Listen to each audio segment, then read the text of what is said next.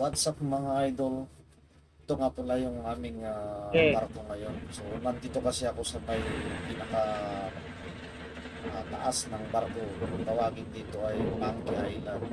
So, hindi ko alam din kung bakit tinawag na Monkey Island yung pinaka barko. Kaya ako nandito dahil pinababa sa akin yung Ball Diamond Ball.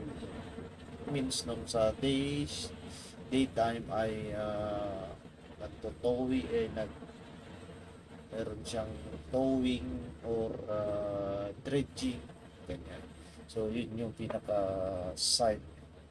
So yung crane na yan and then saka yung wire na yan nandyan nakababa sa ilalim ng dagat yung pag dredging. So sa mga hindi nakakita ng video, pwede nyo balikan yung aking mga video at para makita nyo yung aming pag dredging. So ayun, ah quick video lang ito kasi saglit lang din ako na umakyat dito sa taas at bababa din ako. And then ito nga pala, ipapakita ko itong parang canyon na ito. Ayan o yung kulay red. Yan guys yung ginamit ng mga China na pinagbubuga sa mga Pilipino ng Coast Guard. Then yan yung ginagamit nila, yung water cannon. Pero dito yan ang tawag namin ay fire monitor or PP. So yan nasa taas ay tambutso and then searchlight yan. So kabilaan ng barko ay mayroon dalawang tambutso, dalawang main engine kasi yan din ito. Ito na yung water cannon or PP. Ayan. And then ito naglalakad ako sa gilid at pupunta ako dun sa harapan ng barko.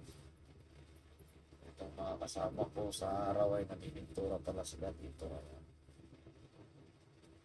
ayan ang aming internet. So, kahit saan kami mapunta ay mayroong internet. Yun lang, ganoon lang yung trabaho namin dito. And ito nga pala, mayroong fishing boat na aligid-aligid dito sa amin. So, alam nyo ba guys na ako yung dating fisherman din. So, hindi ako pinakaya na nagtrabaho ko dyan. Napakaliit niyan and umabot ako ng 3 years dyan na walang uwian sa ganyang kalaki na fishing boat.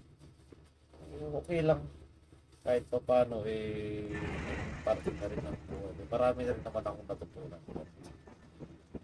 Pwede kong magamit pag ako isda at umuwi ng Pilipinas. Yun lang and sana tuloy-tuloy ang inyong suporta. At yan nga pala yung harapan ng barko. Napakaganda, diba? At ako'y nasa taas kaya ganyan parang